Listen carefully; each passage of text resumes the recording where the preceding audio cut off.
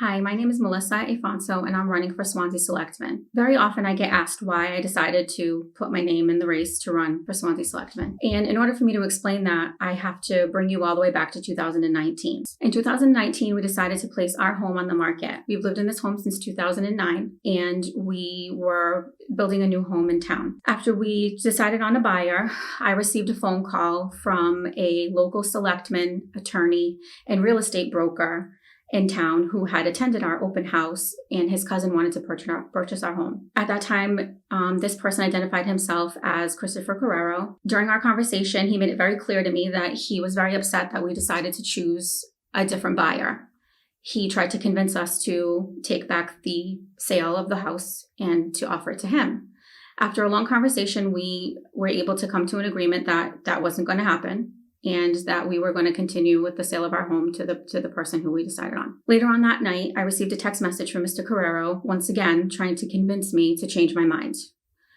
After multiple texts back and forth, he offered me multiple different things, like waiving certain inspections, and at one point he offered me $7,500.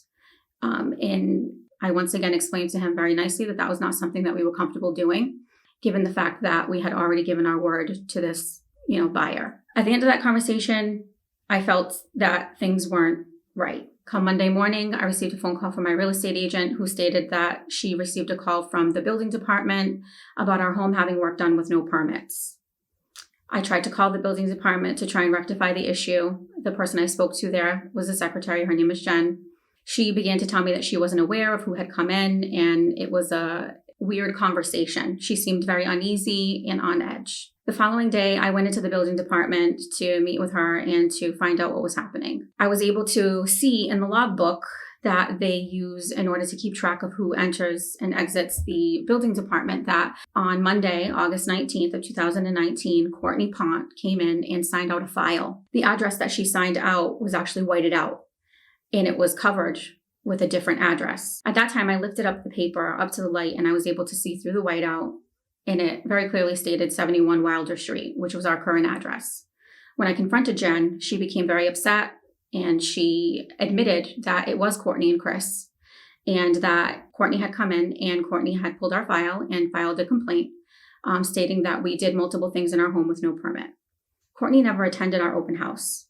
There would have been no way for her to know unless she was told by someone who had attended our open house. At that point, I took copies and made a complaint with the town administrator. My concerns were all dismissed.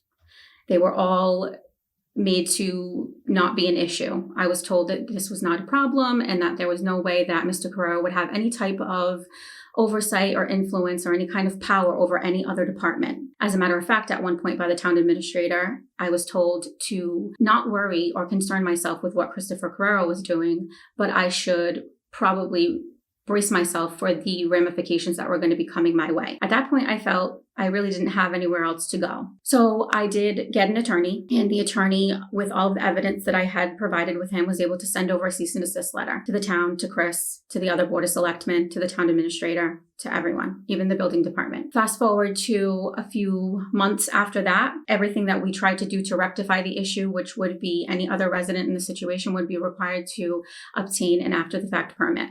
We applied for multiple. They were all denied. They required that we do multiple different things that they don't require of other people being in the same situation, requiring after the fact permit. We did end up needing to apply for a variance for our front porch. The front porch was actually built in 2013, I'm sorry. We ended up having to apply for a variance, and we went before the Zoning Board of Appeals in February of 2020. After the Zoning Board of Appeals issued our variance, there was a 10-day grace period for which somebody could appeal. The Board of Selectmen, along with the building inspector himself, engaged the town attorney, and they all voted and agreed to initiate a lawsuit against the Zoning Board of Appeals based on their decision to allow us the variance that we applied for. Because it was our property, we were also enrolled alongside the Zoning Board of Appeals in this lawsuit. The lawsuit took from March all the way down to September. The Zoning Board of Appeals needed to retain their own attorney. At one point, they didn't have the funds to retain their own attorney. The Board of Selectmen needed to agree or vote to allow the Zoning Board of Appeals to obtain their own attorney. The first attorney they obtained did not continue through the lawsuit. They needed to obtain a separate one towards the end of the lawsuit.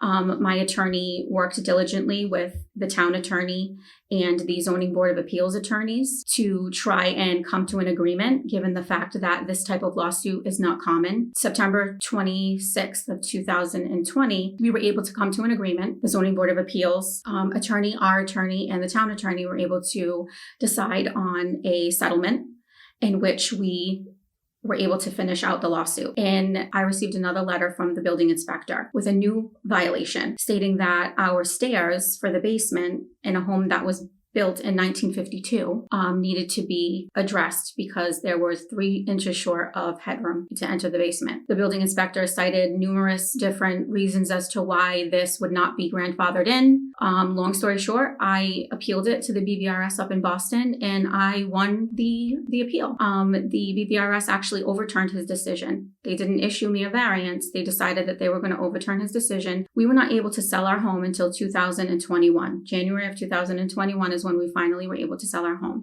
So at the end of the day, our situation is not uncommon in our small town.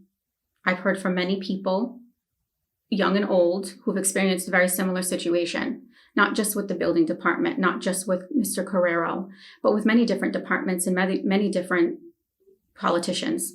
It's not okay. It's not okay to use your power to punish others. It's not okay to use your power to benefit yourself. That is the most important thing to be able to take away from my situation. What happened to me should never happen to anybody. I would appreciate it if you liked and shared my page so that I could get my message out about why I'm running. If you have any questions, please feel free to reach out. I'll be linking the documents to my page in regards to the story that I just laid out for you. And I'm always available to answer any questions for anybody who needs any answers. And I thank you very much for your time, and I look forward to serving on the Swansea Board of Selectmen.